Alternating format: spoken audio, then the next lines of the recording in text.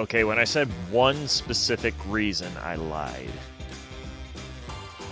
There are two specific reasons. First is this dude right in the middle, who looks like his picture was just pulled off of, like, somebody's, like, family photo and then plastered onto this picture. And the other one is this Will Ferrell-looking dude off to the left. I mean, it's just great. And then, okay, so now there's three. Four. So then there's this other dude that's holding the American flag, and his head is bigger than, like, the rest of his body. And then off to the right, there's this dude that is, like, he looks like he's about to, like, come busting in, start singing "Come Sail Away" by Styx. I can see that. Oh, my buddy's dying. I'm sailing away. Come sail away. Well, sailing in the middle of the desert as best they could. Well, it's Vicksburg. Oh, okay. Yeah, it's Vicksburg. Right. This is the CMH poster for the siege at Vicksburg. And anybody who is familiar with the old site probably recognizes it, because I think I used Vicksburg in some of our really old branding. I see. So, but that is the actual full version. Yes. So, but yes, greetings everybody, and greetings Yang, who chat. Hello. Now she's actually here. Don't judge me. Food. I appreciate it, Sumi. But yes, she's actually here. Don't judge me. Yeah. See, now you're just doing that to distract me, but it's gonna happen. Not at all. But yes, Yang here is the one that we are raising the funds for, so she can get a new office, because she has a picnic table and a folding chair, an ugly picnic table and a ratty folding chair for her desk and chair. So, funny you mentioned the table again, because, well, this is my desk, first of all. No, it's a table. Suffice to say, chat, if you've been around since last year, if you recall the stream of cleanup times, that there was a video, I took it down, or I put it private or something, of me cleaning, and in that video is the same table. So the same infamous table. I mean, the same great table. I don't know what you're talking about. The infamous table. Anyway, chat, ! Tip if you want to donate to Yang's new office. I have to say it since she's here. And yes, it was the same one. Yes. Bonnie. The same table. So, but we're not talking about that today. Infamous table that needs to be replaced, correct. But today we are talking about not being a simple farmer and tending to your tacos. We're not talking about that. We're not talking about making it so that your field is not full of succotash. We're not talking about that either. Wait. So Twitch actually tells you if a hype train is close now? That's sus. Oh. It's a little sus. But you know, it means that you can see those hype trains, and then you can do really neat stuff. See, I'm supposed to probably say in here somewhere that it is September now. Yes, it is September, chat, which means you could do something like that. Food. For frig's sake. And it's discounted. Oh man. Well, thank you, Yang. But you're a guest here. You're not supposed to have to do that. That's not what you're supposed to have to do. Chat, be on my side here. This is totally what I'm supposed to do. See, this is just going to turn into me having to argue with Yang about donating this whole stream. Yeah. Anyway, we did the plug part. We did the plug part. Thank you though, Yang. I appreciate it. All right, serious faces. Yeah, serious faces. See, we even have the bossa nova music in the background now. But we are going to talk a little bit today about different types of things. What different types of things, you might ask? Well, one of the things that I always remembered hearing, especially when I was an undergrad, is a historian is a historian is a historian. And I believe I heard plenty of people in education here. An educator is an educator is an educator, which is a bunch of bullshit. And Oh man, if all educators are the same educators. Oh man, I know some people that are probably lining up to kick some people's ass over that one. Which, by the way, we don't have a filter in the historic affairs episodes. Ha! Why filter the truth here? No, we're very blunt. But I'm under the impression that when people think of sectional learning, they're thinking of doctoral fields. And when I say doctoral, I don't mean like PhD stuff. I'm thinking like, oh, I'm going to go in the medical field. Well, what in the medical field? Oh, I'm not really sure yet. I don't know if I'm going to be working with cancer research or if I have an obsession with feet. Definitely a few people out there who would specialize in, what is it? Podiatry. Podiatry, that's it. I was like thinking pediatrics. I was like, no, that's the wrong peds right there. Pediatrics is children. Correct. Yeah. So, and the only reason I brought up feet is because I have recently had to see a podiatrist. Anyway, yes, we'll discuss that later, chat. Yes. But I feel like that's what generally people are thinking of. So they don't really think about things regarding history or education. They might think about it a little bit more in law. But there's a lot of different fields.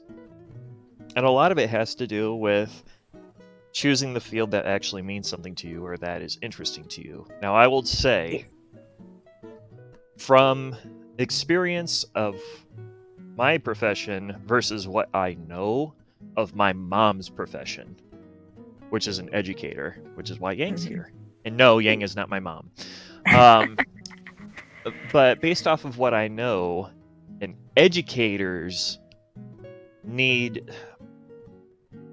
Okay, so in history, it is more gray space, and nobody thinks about it ever.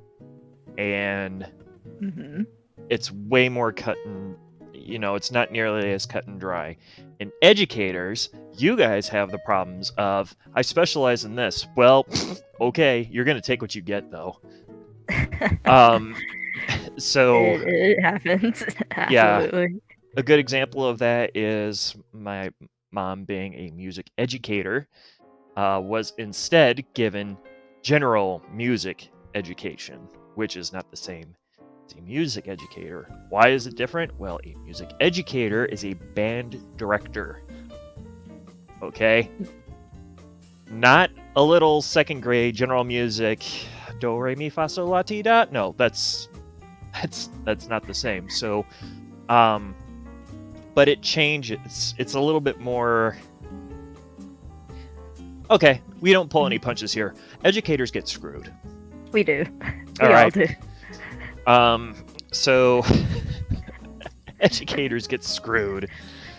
There's no real nice way to be about this. So I thought it would be a little bit more interesting and hear a little bit, maybe less, about the historians, a little bit more about the educators, because one of the key things, and I'm one of those people that believes that generally stereotypes, there's a reason for it. Yeah, there's like a certain trend that happens, right? Right. And in the case of history, it is true. Historians typically do go to education. So I could sit here and tell you all day about the things that are out there. We've talked about that it was a month ago, last stream. But I thought it would be a little bit more interesting to hear about how you choose in the field of education, where to go, how to do things, and what the real important factors are and when you are choosing your route in education. Which is a very, very broad question. That is But I am going to let Yang take that hit and try and run with it. Oh, so how to become an educator, aka why would you choose this life? But okay, you chose this, so now what do?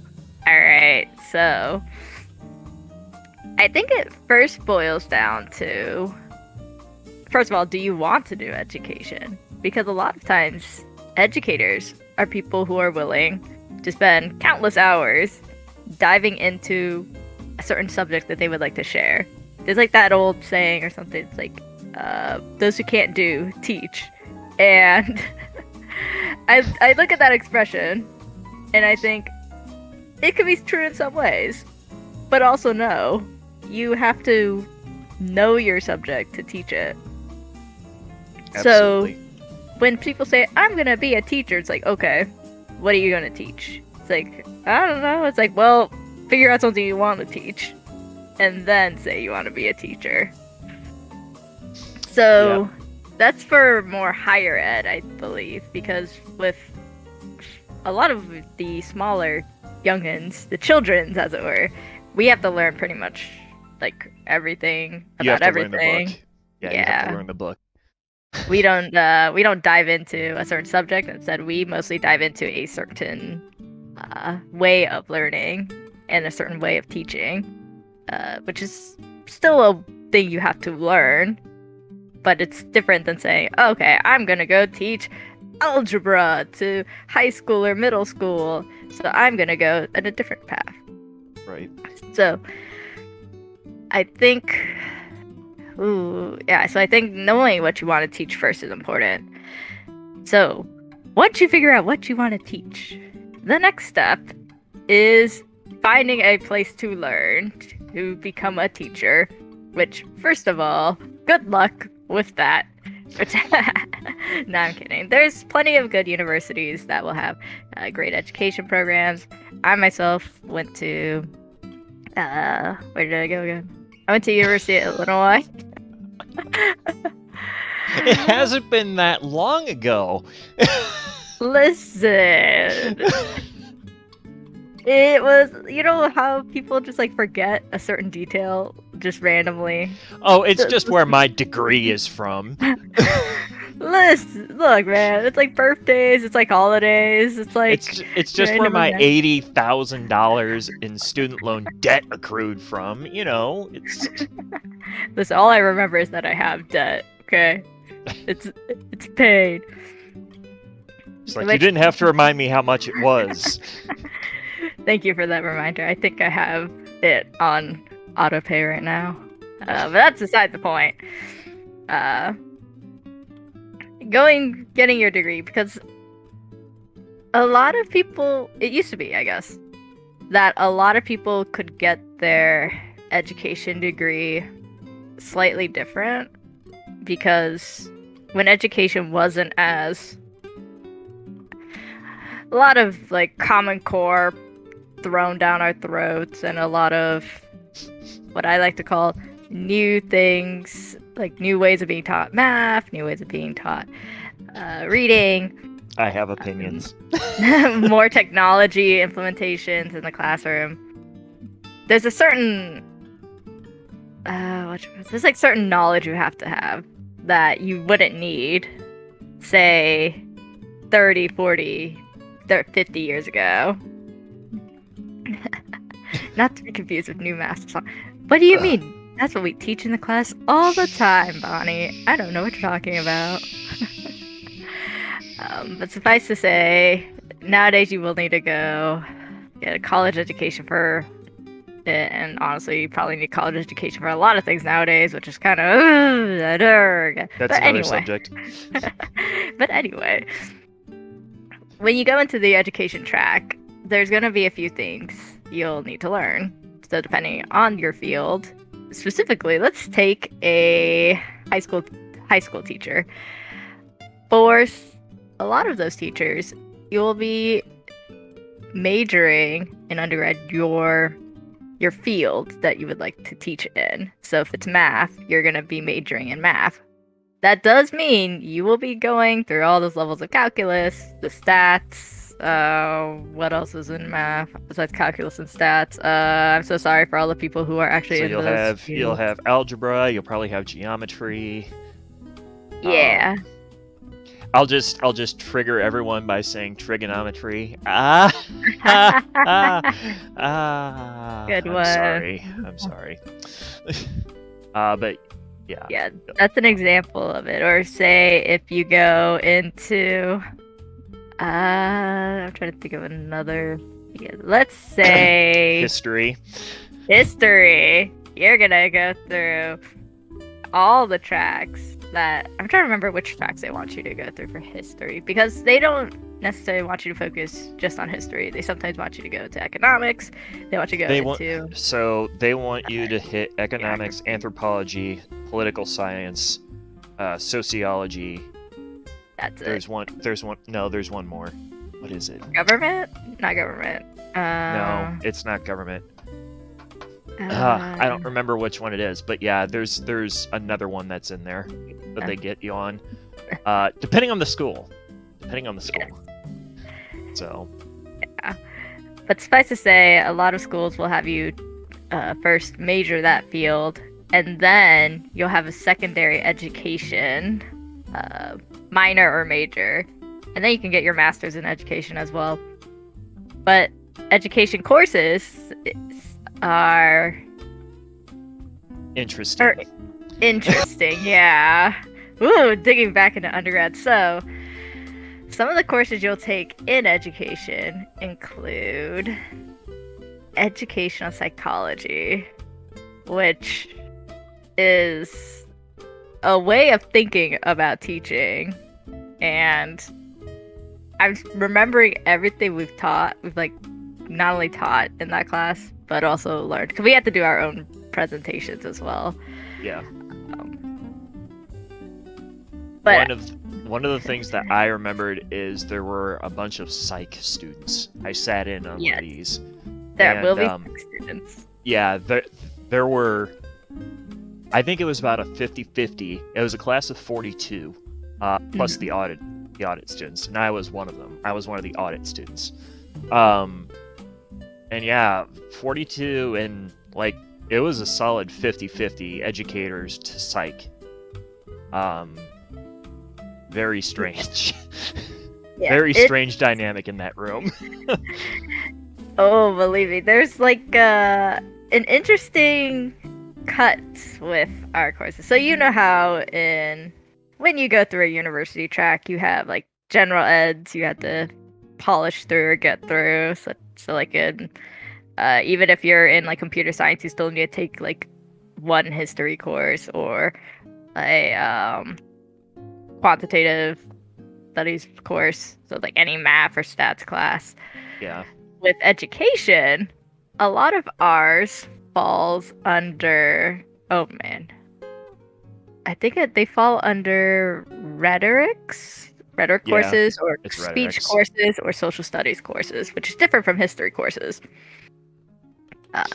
Social studies actually, like legitimate social studies, actually factors more to the psych field than it does to the history field, because it's a lot of the study of how social interactions take place between individuals. It doesn't have anything to do with, Eli Whitton made the cotton gin. It doesn't have anything to do with that, really. Exactly. That's what I've been trying to be conscious about when talking to kids about social studies versus history. Because growing up, I was taught like, social studies, history, they're like the same thing. But as you get older, it's like, oh wait, Columbus wasn't actually a nice guy, y'all. Turns out. Turns out he was a piece of shit. Really was. So it's these kind of things that I'm trying to be careful about with words, because words have impact. But suffice to say, education psych got shared with a lot of psych students, and then we had our own education courses where we had people who were taking it for the rhetoric part, for the writing, for the speech courses. So that was also very interesting because part of our degree, for us at least, was to be in a classroom placement. And a lot of the coursework heavily relied on that placement. So talking about what did you do with this students, or how did you teach this lesson, or what did you observe between student behavior. And the students who weren't in education, who were taking the classes for like rhetoric, they would sit there and be like, we don't have a placement. And so I think some of our professors or lecturers would actually give them a placement that was near our university or somewhere close by. And it was just fascinating to me how they would come in and be like, yeah, so I just saw this and this, and it's like, excuse me, that is very important behavior you're witnessing, and all you're saying is just that. Hello? But think of the children. No. Literally think of the children. And then, and here's a fun one that people probably know this, but we take courses in social justice, and a lot of it has to do with how schools are. We try to be fair. And a lot of schools do struggle with equity, to say the least. There's still like tensions with. You mean equality? Equality, equity. Okay.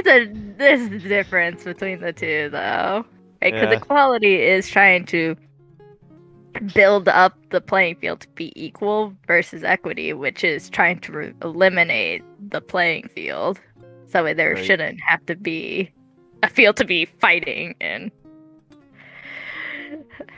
They have a that's I could go there. I shouldn't go there. Especially not on stream. I shouldn't go there. But suffice to say, these social justice courses, while taking them, were not the most. I want to say, when you take them, you think they're like a waste of time, to say the least. Like when you're in the moment.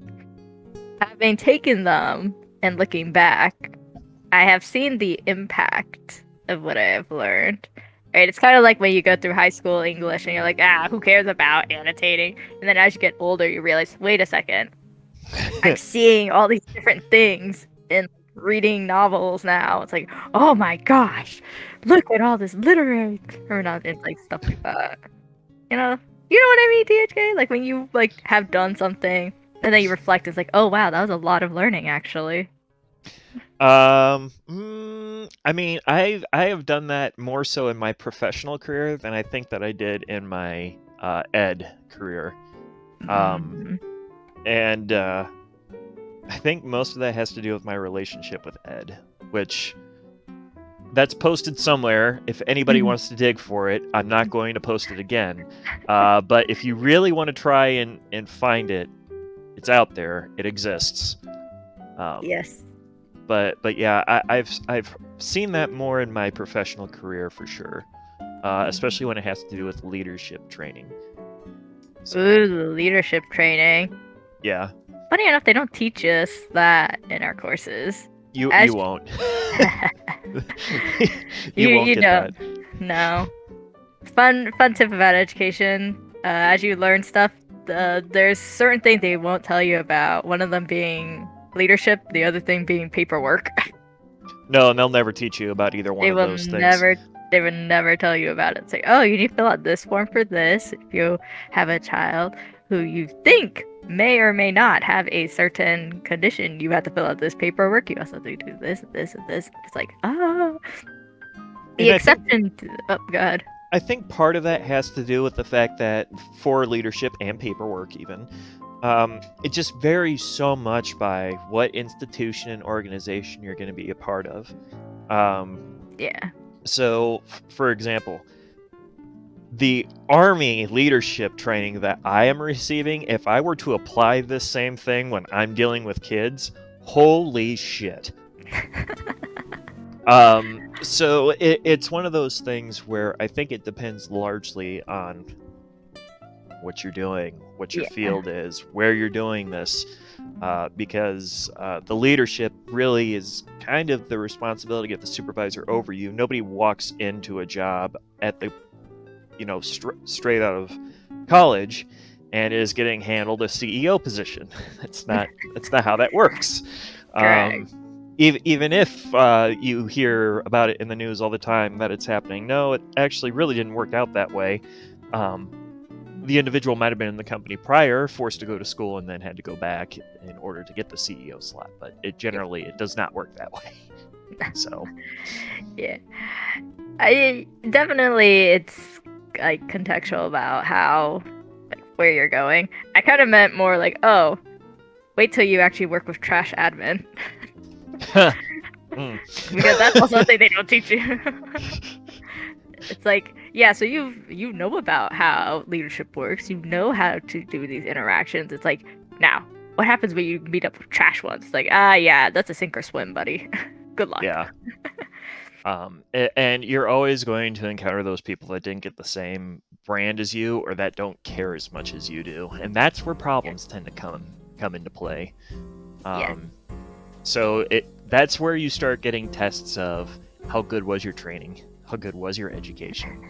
If it was really good, you'll be able to at least kind of adapt a little bit. It's not gonna be perfect. It's not gonna be perfect, and you're still gonna have days where you're gonna get pissed off. But if it was really good, you should probably be able to navigate those waters at least somewhat effectively. I'll throw myself under the bus. I have problems with that. So, I mean, you can have it all down and you can still fuck it up. You can still have problems. Right, because sometimes there are situations where you probably know aspects of it. It's like if, say, in a classroom or in a situation where, oh, this student is doing this. Well, I know how this student behavior works because I took a class in how child development is. And then you realize, wait a second, you know the facts, but how do you apply this? And it's up to what you've experienced, plus what you've been taught. Do you know how to apply it? Do you know what direction to go next? That's really important. And sometimes you don't get taught that. Yeah. So being adapting.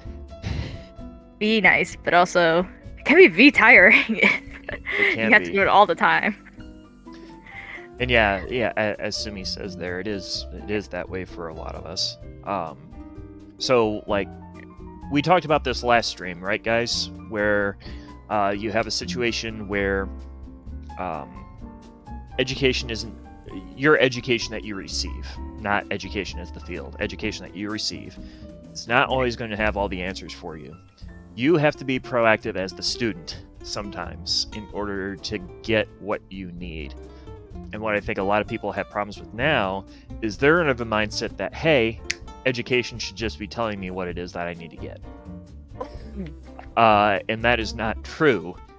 Most of it is because some of it is because of the institution. All right, I'm not gonna take all of the blame off the institution, but some of it is the mindset of a lot of students today is I need to be studying my brains out to the point that I have no periphery vision. Sad. And the problem with you studying your brains out to the point that you have no periphery vision is the fact that you are missing all of the relevant points along the way. One of the things that my supervisor actually taught me is that if you are reading the whole chapter, you did it wrong. You did it wrong. If you read the whole chapter of this book for this class, as the assigned reading says, you did it incorrectly. Well, what do you mean by that? You should be able, if I assign you 300 pages of reading, and within that 300 pages of reading, there are 5 chapters, you should be reading a total of 10 to 20 pages max. And if you don't understand something, then you read another 10 pages. But if you are having to sit there and read all 300 pages, you are in the wrong field. Get out.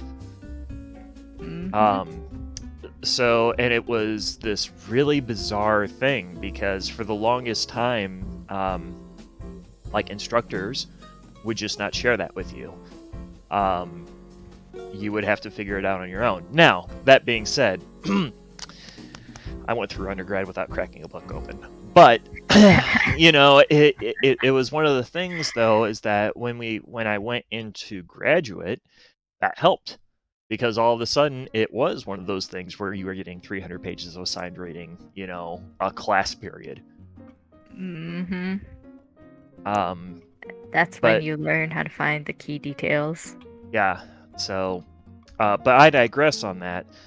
One of the things that, Sumi brought this up too with the art history thing, is that their whole deal was reading the book. So there are some instances... All right, we're going to go off topic one more time here. So, yeah. When I was... read all the book. Yeah, when I was in undergrad, I was tasked with doing a bunch of different book reviews. And academic book reviews are not the same as, you know, you go out and you read. I mean, you've seen some of you have seen the reviews that I've put up for some of the anime stuff on Alter. And those are actually kind of close to how you would chew up an academic book, which is probably why I don't get a lot of feedback on those. It's generally because they are designed to be critical. They're designed to be just like, well, what did you get out of this? But THK here, when I said that I didn't crack many books, or books hardly at all in undergrad, I mean I did not crack books hardly at all in undergrad. So I was sitting in the front of the class, all right, with like 3 other people, and we were giving our book reviews, and we were leading discussions on this. I would be up there with the book, thumbing through as we were carrying out conversations and roundtables in class, picking out items that I thought were interesting in the class, and then bringing them up. And truth be told, 100% of the time I was able to get through that just because I was thumbing through and able to generate enough information off of just finding those small bits and pieces. One of them was the Flivver King, which was the story of Henry Ford. And the other one was Home Before Morning, which is actually, I think it's a book that's listed in the library on the site. But that was on a Vietnam War nurse, her experiences overseas. And those were on the fly. I'm picking things out as we are talking about this. But where I learned to do that, and this is actually leading back to a good example or a good question that Yang was bringing up, is that is exactly what my 5th grade teacher, who knew I was bullshitting when I said that I read the book in 5th grade, used to do with books that I said that I read. If she was flipping through, she would sit down next to me and be just like, hey, so what did you think about this part? Okay, well, I don't have the book in front of me, so I don't fucking know, because I didn't read the book. But if I have the book in front of me, chances are I'm probably going to have the answer. So... But that's something you kind of reflected, like, now that I could see it. 5th grade you kind of knew, if you have this resource, you can get through it. Yeah. Then again, 5th grade me was also reading tech manuals, and that wasn't what the teacher wanted me to read. She was very disappointed that I wasn't reading fiction books. I wanted to read tech manuals. I wanted to know how to build my own F-16 in my garage. I mean, man, listen, if we could do that, you know how much money we'd get as Right. educators? You know how much funding we could get? All right, kids, we're gonna build a tank this year. This is the Adams Elementary School presentation of the Bradley armored vehicle, and you see the. Here was the thing: we wanted to have a new skate park for our gym class, and I got to think to myself, what's a great way to cut spending? Well, we had our students build this Bradley fighting vehicle. We're just gonna blast a hole, and there's the skating rink. And then it'd be like, all right, Timmy, push the button. Push. Load up and push. That sounds like something I would do. I would totally do that. But I digress. Yes. One of the things, though, in like the case of history, and I actually struggle with this an awful lot when I was in undergrad, is that nobody really talks to you about the different types of fields. It's largely up to you, as Yang was saying. It's largely up to you. Now, that being said, I am on the fence. Now, I have to preface that by saying I have an art history degree, I have a history degree, I have a military history degree. Now, you'll notice that they're all a history. 2 of them have identifiers. Now, of those 3, only 2 of them should be their own degrees. And there's a reason for that. I do not believe that art history should be its own degree. I think it should be history with concentration in art. Now, that being said, it should be just as valid to have a history degree with concentration in art, and that should still count as a dual degree. Right. But you shouldn't call it an art history degree. Why? Well, here's why. The reason is the same reason you have a political science degree, you have a law degree, and you have a history degree. There's overlapping classes in all of these, right? Correct. But I can go and I can get myself a poli-sci degree and pretty much have almost half, if not more, of my requirements for a history degree met. The thing that makes the decision and the difference between whether or not it's a poli-sci course or a poli-sci degree and a history degree is the methods. Now, take that with art history.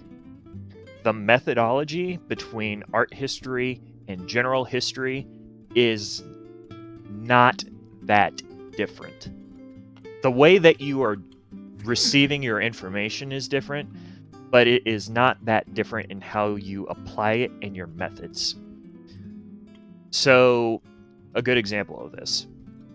If I am writing a document out on art history and I'm writing it out on history, I'm going to write those exactly the same. I'm going to be critical of a product with an art history paper, but that's nothing that the history degree is not already preparing me for. However, if I am writing a military history document and a history document, that military history document ain't going to look even close to the same thing as the regular history document. The reason for that is because when you are writing in military history, what I have found is that the military history documents are always thicker. They're always heavier, and they always carry this really weird... It feels like somebody's always looking over your shoulder. Even if you're the author and you're the subject matter expert, somebody's always looking over your shoulder. And your readers may not know anything about what you're talking about. But that being said, it looks different. I've brought this up to some people before too. There are variations even on the Chicago Manual of Style, which is how we write as historians. That's very different. For example, Army regulation writing uses Chicago Turabian with a modifier. And the modifier, and I've gotten hit with this before in my graduate courses, so this is how I know it's very different. The AR-870-5 modifier is different enough to where I was getting docked points on my research papers because I was writing it in the modifier. What? Big points. Big points. I'm talking like 10, 20 points down. Now, granted, I was able to explain, hey, I was writing doing pro writing on this, and basically what happened is there was a validation on there. They went back. They said, rewrite it again. We're docking you points still. I got it into them the next day, and I think I lost 5 to 7, and most of that was because I turned it in late then, is what it was called. But yeah, you're talking 10, 20 points worth of difference. So I'm of the opinion that, again, art history should not be a degree. It should be a history degree with an art focus. Medical history should not be a degree. It is. It shouldn't be. It should be a history degree, medical focus. It should be, we don't need to make this more complicated than it is. The only time you should have a different degree is when you are dealing with something that vastly transforms what you are actually doing. And in the case of history, I think that would be limited to military history, some aspects of medical history probably too. After I just used it as an example, I'm actually thinking about it a little bit harder, but some aspects of military history or medical history, for example, psychology. Psychology. I'm just gonna say this.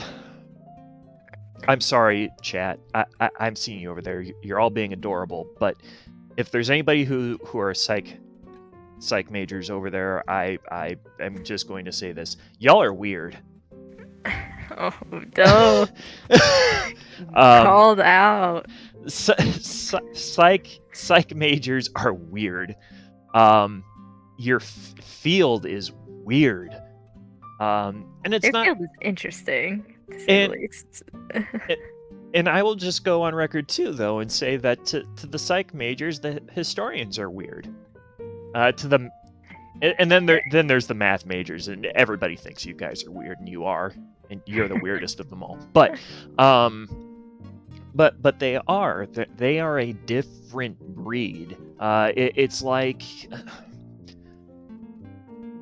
the history students at my university naturally had a lower saturation score than any of the psych majors in the psych courses, and all of the psych majors had a lower saturation score in the history courses. It was the strangest thing to look at that in general. So you know how you have like a 4.0 scale, a 0 to 4 scale. So the history majors generally scored 3 and below in psych courses. Interesting. With a boundary error of 3 students. I was one of the 3, by the way. I erred positive, which means that I got a higher. The psych students in history courses averaged 2.8. So it's very weird to see how some of that goes. But it could be the school's thinking, maybe. It could be. That school prides itself on psychology and medical.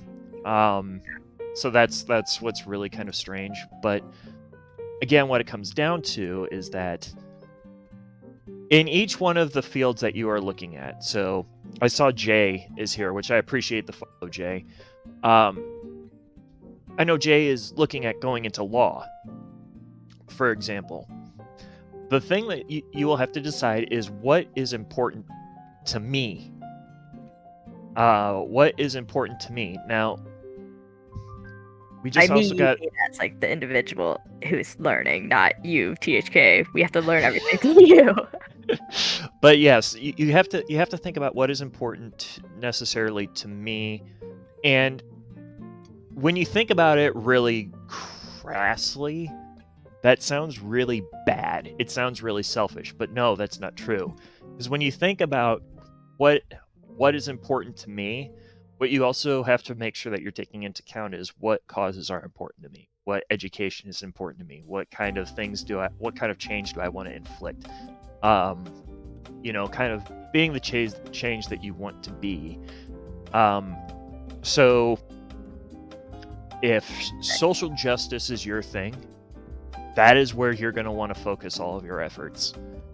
But you're going to have to start thinking also outwardly about what parameters factor into social justice. Economics is probably going to be one.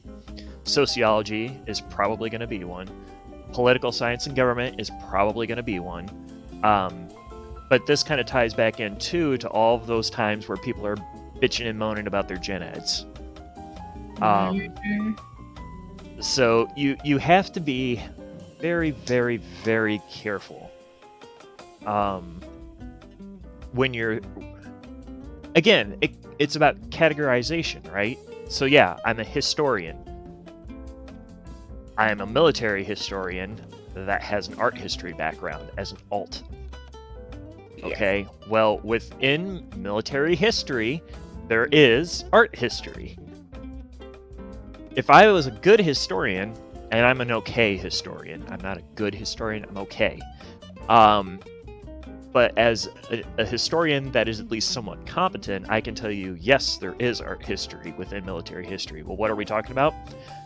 That wonderful photo that we used, that wonderful picture that we used at the beginning of stream, for example, that has art history connotations to it. That is an official piece of art that was created for the U.S. Army for lineage and heritage reasons. There's plenty of battlefield art. Doesn't matter what military you're dealing with, but there's plenty of it. So, but you have to categorize it and understand. You have to keep these lanes kind of clear in your mind when you're handling things, because otherwise it's going to be just like, well, you can't just be asked about everything in your field. Right. I'll put it to you like this, and Yang will even know this. Bonnie's for sure going to pick up on this, and Sumi will pick up on this, but I will give you a good example of this. I had an instance after I got my job. I was an intern, and I had a brief moment where I let things bleed over. Well, what do you mean by that? I was tasked with making a presentation. In fact, that presentation was the Zimmerman Telegram. So it was like the second, or I don't know. I think it was the stream, one of the presenter series streams that we did in January. Right. It was on the Zimmerman Telegram and the U-boat war. Now, we're talking about the Zimmerman Telegram, so clearly we're talking about World War I. But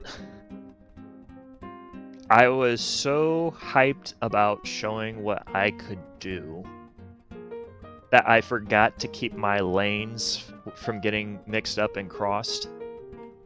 And the first thing I wrote down on the outline, and this guy was extremely judgmental. This original supervisor I had was extremely judgmental. I'm amazed he never called me out on it, because I called myself out on it, and I still feel bad about this to this day. The first thing that I wrote on my outline was Lend-Lease.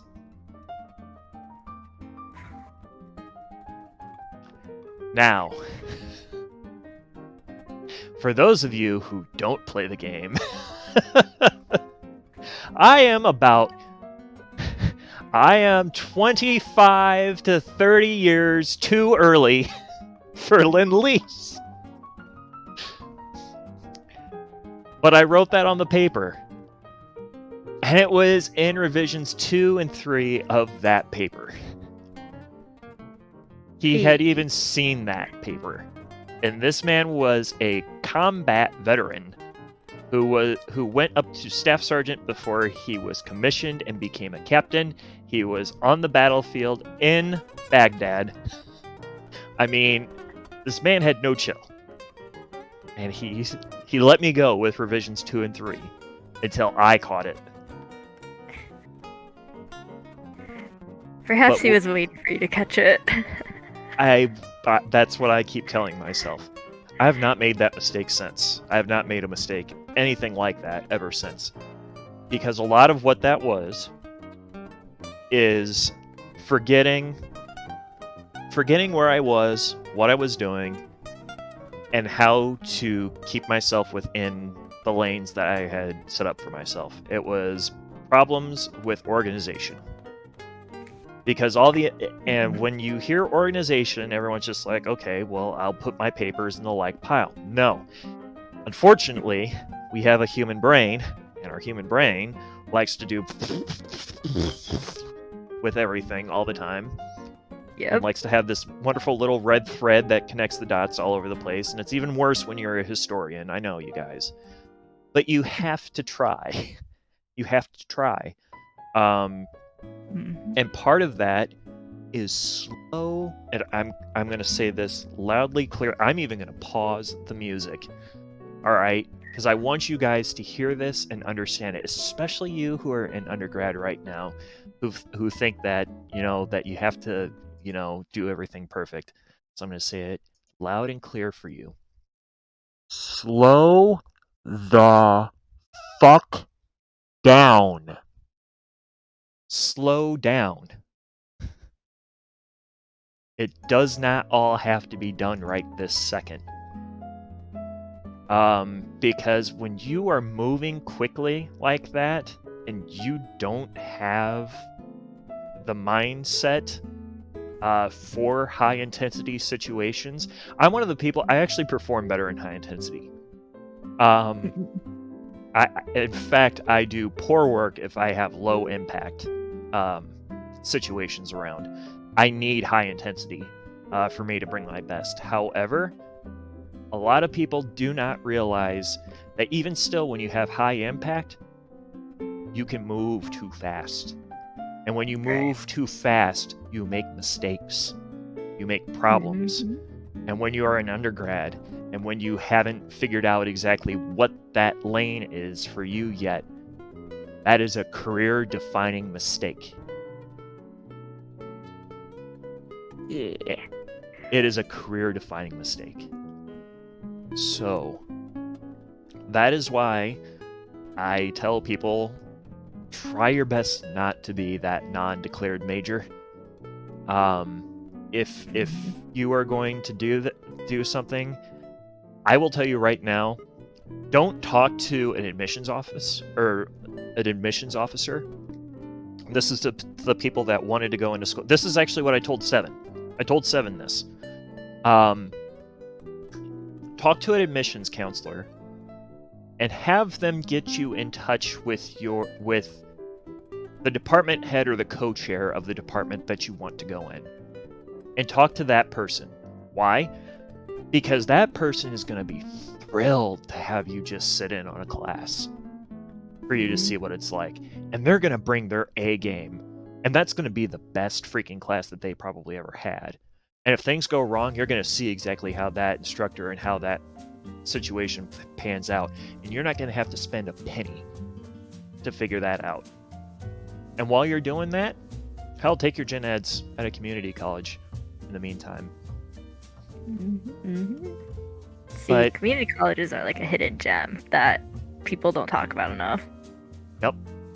But you have got to slow down. And I will tell everybody 100% of the time, I do not care if you think that you have it figured out at 18. You don't. Go to the community college, take gen ed courses. Yes. All right. Or go to trade school. Trade schools they pay well. Or do a trade school, yeah.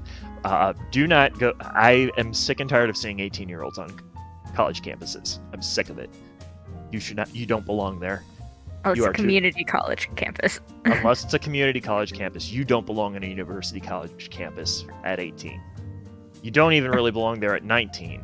The only excuses that I'll give to either one of those are the college athletes.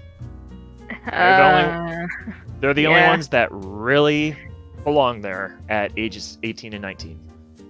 The rest of y'all, nope. Get back to the community college. Unless you really want to throw away money, in which case, you know what? Fine, take the gen eds at the university, Right. but still, you do not belong there at ages 18 and 19. You really don't. It has nothing to do with your capabilities. It has nothing to do with your mental age. It has nothing to do with that. It has nothing to do with that. It has everything to do with the fact that you haven't figured it out. You think you have, but you haven't. You won't have figured it out until you've sat in on at least 2 classes. Yeah. Or in the wise words of many a persons, life has a way of throwing curveballs. It does. And you know how you can get around those curveballs? Slow the fuck down. Yes.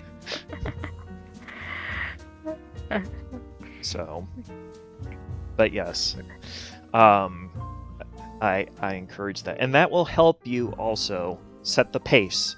For one thing, it's going to make you look extremely good to that academic advisor, to that department chair, when you do decide if that course is right for you, because they're going to think you're taking your education seriously. Mhm. So it's going to look good to them. It's going to feel better for you because you're not going to have to worry about your gen eds, and you'll know, this is it. This is what I want. You'll find something that you will truly enjoy versus, oh man, I got a degree, now what? Kind of deal. Yes, you won't have an $80,000 slip of paper that's just an $80,000 slip of paper. So you're telling people things that society doesn't tell you. Yeah, well, that's part of the problem here, Zosa. You're right. That's part of what we've been trying to do here a little bit more, is to be perfectly honest and upfront, and that's the whole thing. There's definitely certain norms that are just embedded because of the ones that came before, or oh, here's what the media says, or it's like what popular influencers. Oh, influencers, that's a fun one.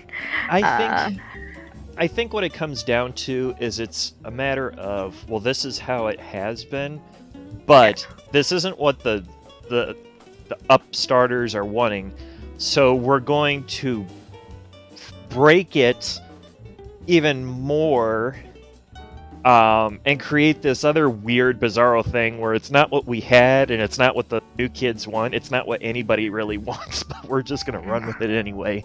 That's kind of been more of what I've been seeing, is that because how colleges are functioning today, that's not how they used to function. That's not how they used to function. That's not how any of the students that are out there today want them to function. So, but we're so busy about trying to make everybody happy that we keep breaking more shit. So, but it's all to make people happy, THK. It's all to make people happy and lose their goddamn minds. But happiness, man, that's what's number one in everyone's hearts, right? Ignoring all the breaking of the university things, ignoring the debt, ignoring the fact that admission prices keep rising because of subsidizing other things. Well, and we could have a whole stream on education. Actually, I would love to have that stream sometime, but I think we would have to turn on high moderation for that chat, probably. But yeah, that's actually a that's probably a whole series, if we're being honest. Right. Like tonight was just talking about how to organize what you actually want to do, which I mean, it's tough, right? But and it also just occurred to me that I was going to do a poll. Let's see if I can do this here. We were gonna do. I believe in you. I can set up a poll. I actually have a button now that lets me set up polls. Yes. Not to be confused with the Polish. No. We aren't going after Poland, chat. Not today. No. Maybe tomorrow or the next day, but not today. Poland lives another day. Poland does live. That's sounds really bad. It does sound really bad. So, I apologize to all of Poland. To all of Poland. I will send an e-card. So what we are going to do is real quick here, I'm going to do a poll. In the meantime, Chet, did you have anything else you wanted us to talk about with how to kind of keep your focus or anything else that you wanted to bring up in the meantime while I'm typing this thing up? It'll be just a second here. I don't think I actually. Let me see if I remember this part about education. If you choose to go into education, first off, congratulations. Second of all, why? But third of all, again, when we talked about it, slow down. Think about what you actually want to teach, because there's a difference between teaching middle school versus teaching high school versus teaching higher ed versus teaching little ones. And even then, there's differences between teaching kids who are in kindergarten versus kids who are in 5th grade versus kids who are in 3rd grade. And even in our education, what we learned was different. A lot of times when you teach the younger ages, you'll teach more about social development skills. You'll teach more about emotional development skills. Whereas if you try to do that in high school, granted, some of the kids need it, but you're more focused on how you're teaching these kids. How are you keeping them engaged? So it comes down to that as well when you're really thinking about the differences in teaching.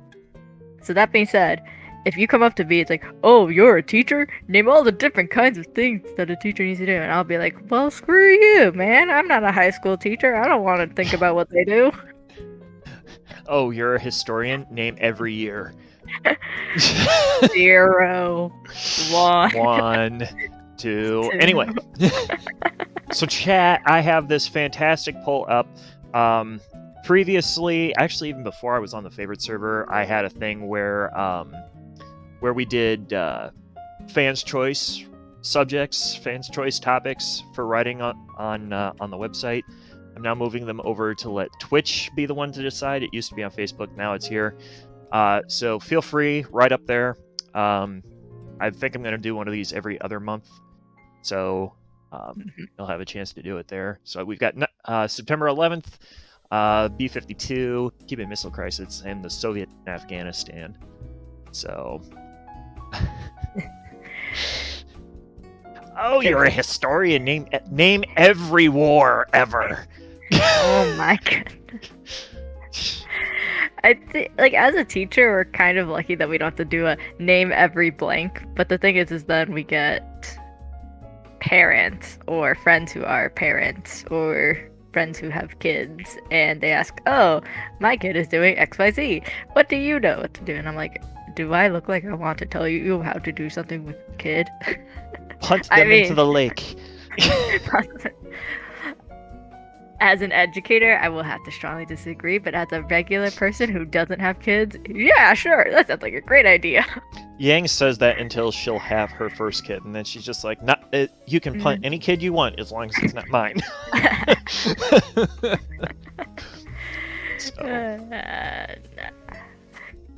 But it's every field will have their own stereotypes. I think we mentioned this earlier. There are certain things that each field is going to have question about. Each field is going to have, oh, it's all blended together, right? Like every teacher's the same or every historian's the same. And it's like, no, there are nuances in your field, and it's important to help distinguish those nuances. And by going into the field you choose, you also help distinguish what those nuances are. Right. And actually, Suzu being here, another great example. So, social history, if I remember right, was Suzu's focus. I'm probably saying it wrong. There was probably some little nomenclature that I missed. But yes, I can't do social history to save my life. Because 9 times out of 10, somehow in my mind, it always goes back to an ideology balance in an ideology argument, and I just start sitting there and frothing at the mouth, just like, no, never, this is not right. This isn't how this should be. Either that, or somehow it'll always go back to a David Halberstam thing, and I'll just sit there and be extremely irritated about the fact that David Halberstam is, for some reason, a legitimate source for some people. Also, Big Rev Kev just sent me a fantastic thread here. The op says, what happened in 1812? The response is, the War of 1812. When was it? 1812. What happened then? War. Okay. See, that's me. Mister. Yeah, that was. That happened. Yep. So, but it's that's actually one of the things that we will get an awful lot of in military history. We'll be just like, okay, well, can you tell me what this war was about? It was about a bunch of elite guys that gathered around and decided they wanted to pick on the lesser elites. Right. Well, what does that really mean? Well, we can get into all of that. Right. But I see 9/11/1 that works for me. That's actually easier for me because I already have like half of a piece written up as it is already. It is coming up. It is. And it is a major anniversary too. It's 20 years. I cannot believe that it's been that long already. The plan for that day too, I was looking at it because it just it occurred to me today actually that is a stream day. So I'm not entirely sure how I want to tackle that. We'll see. We'll have to come back to that. But Sumi here is bringing up that they were in grade school when it happened, and I also was in grade school when it happened. So we might just do our normal things on that day, and maybe dial it back a little bit.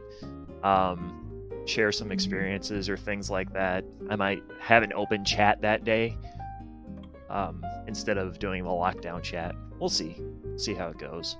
Yeah. But it varies. It does vary. It's so strange to think about it nowadays. I don't know how much emphasis it's like been put on public programming anymore. It's not. It's not. Not? I was actually having a conversation with somebody, with Jay, actually earlier today, that in light of current events, especially, I'm extremely concerned that it's going to get ignored.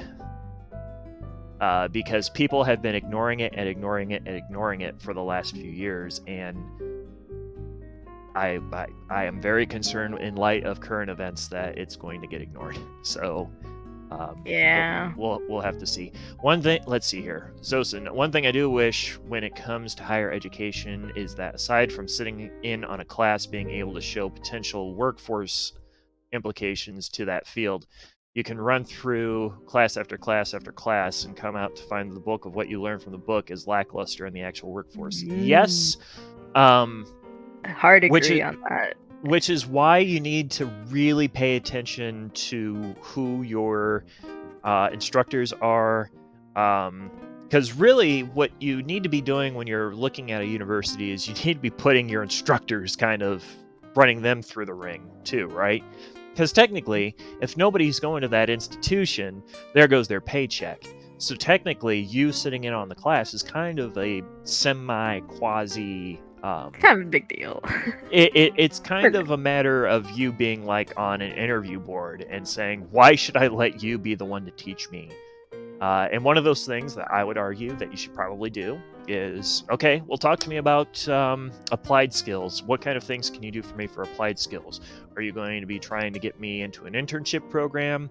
Are you going to be pushing for methods? Like, what's your approach that you take when it comes to applied skills? A lot of times, what they're going to say is internships. You have to make them quantify it. It's your responsibility to make them quantify it, though. Yeah.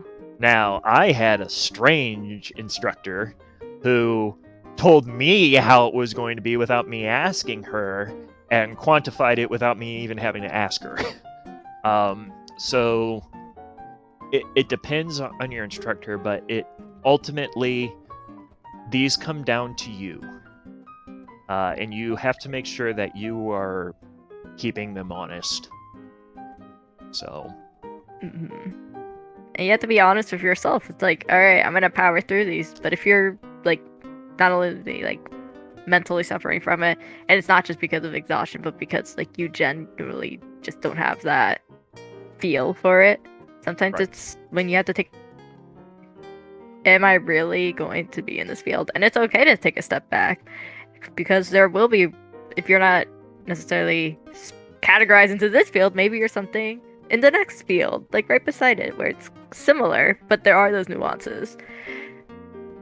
Right. It's like how some teachers go into admin. Yeah. I don't want to hate all the admin, but yeah, you know that feeling. Or they'll go into it's just those admin guys. Get them out of here. You know. Or they'll go into, say, like, educational technology development, or they'll go into educational psychology, or they'll go into something else related to education, but they don't become a teacher. Right. Those are the kinds of things that's why it's so important to recognize what is my field, what am I doing in it. Right. And, you know, and Suzu mentions suspending her master's. That's okay. A master's is huge, for starters. And then the other thing that goes into that too is if you have to take a minute to like refocus on it, you need to do that. What did I just get through telling you, chat? Slow the fuck down. Okay? So if you have to be the one to initiate that slowdown by suspending or putting a program on hold, do it. I know society doesn't want you to. Well, you have, to a certain degree, you have to start being the change that you want to see in society. Yes. Is the thing, though. And that ultimately comes down to you saying, hey, what's best for me and the ability for me to continue on and accomplish my goal, which in turn will accomplish everybody else's goal that is ever going to be associated with me, is to pause. I have to pause.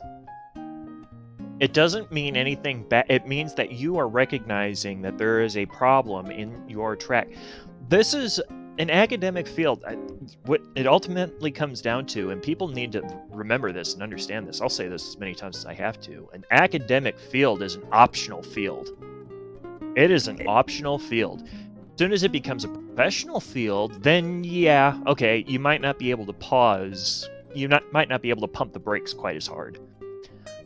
But if it's you and you answer to you, then there's no reason for you to not pause it. You need to if you think that you need to.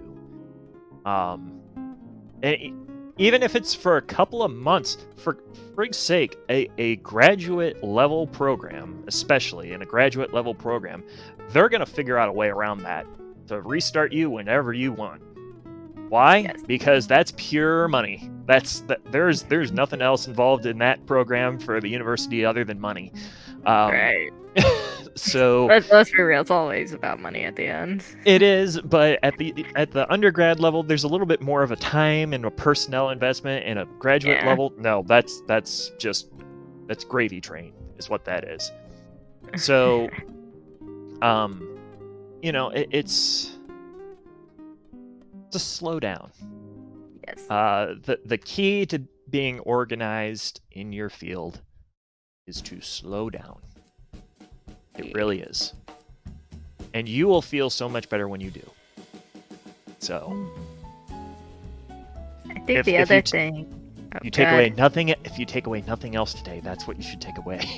The takeaway is slow down. Yes. Unless you're a speedrunner, that might be a little difficult, but We don't speed run academics. You speed run No. video games. You Absolutely. speed run academics. could you imagine someone trying to speedrun academics though? How crazy that would I've be. known some people that have attempted to do so. Yes.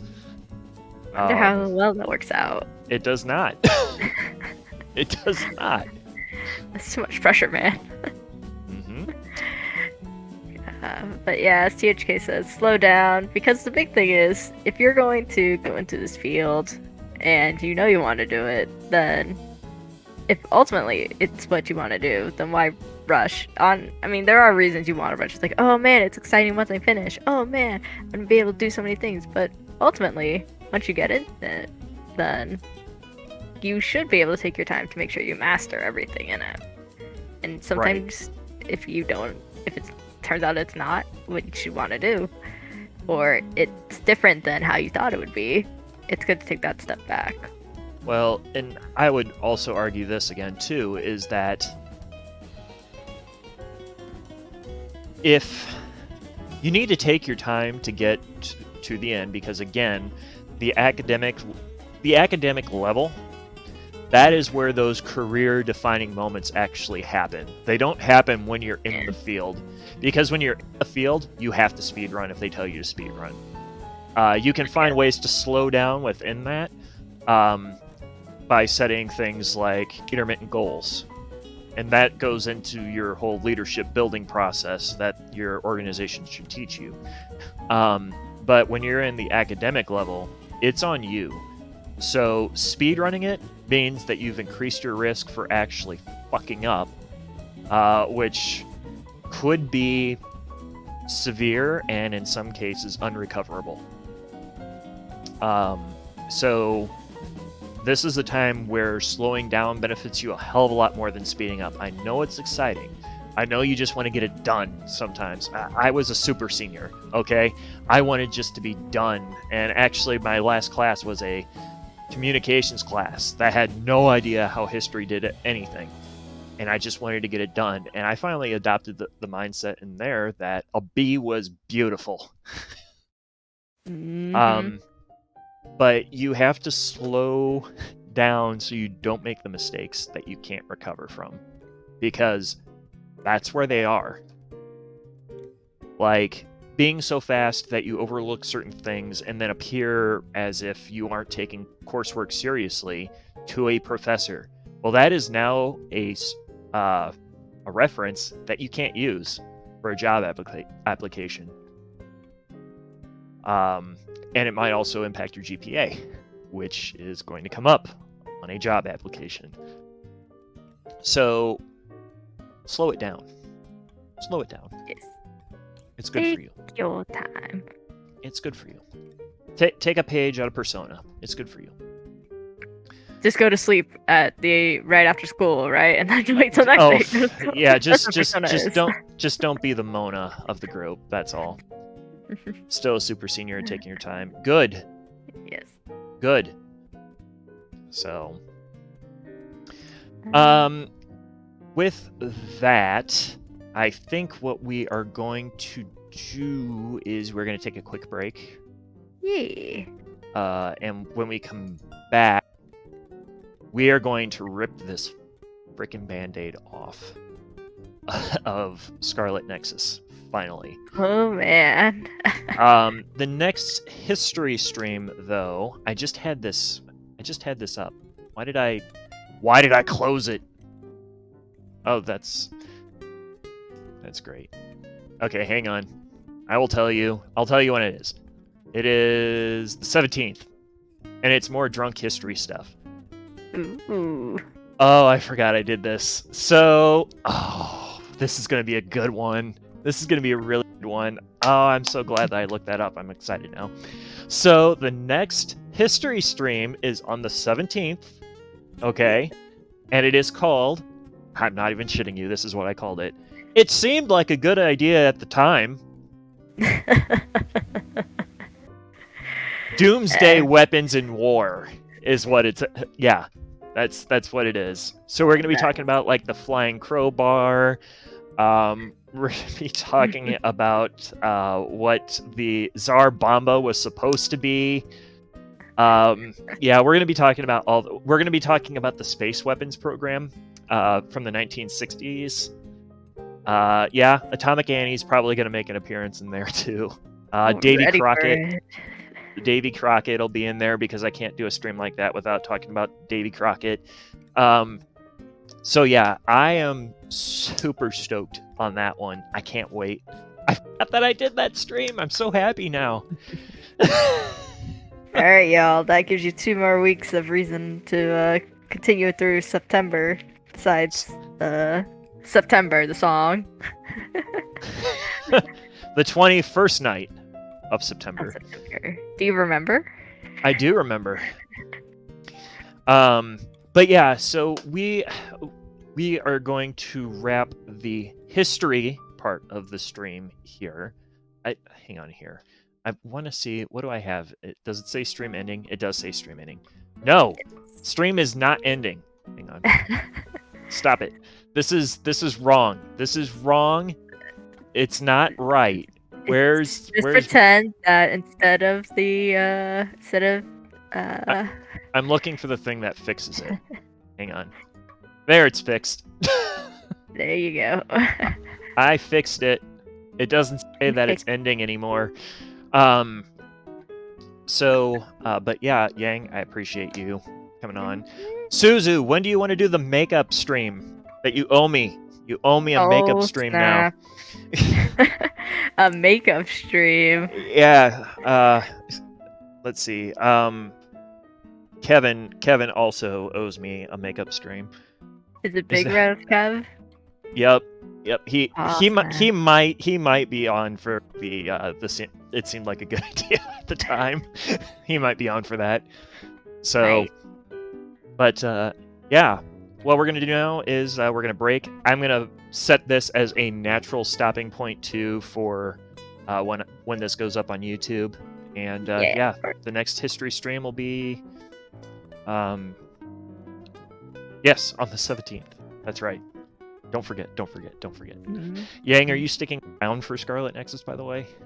I will be. If you want me in voice chat, absolutely. I will have no idea what's going on after missing so much, but I will be around. Yeah, just jump up to the staff one, and I'll be up in a few minutes. And everybody, take a quick break. We'll reconvene in about 7 minutes. We'll start at 7:30 Central Time. So you got it. All right, chat, stick around. It's also September. You should totally get subs. Oh God, they're discounted. Come on. At least I'm not the one that's shilling. We just had a really great talk. Come on, guys. All right, guys, we'll be back. Go stretch. Get some water.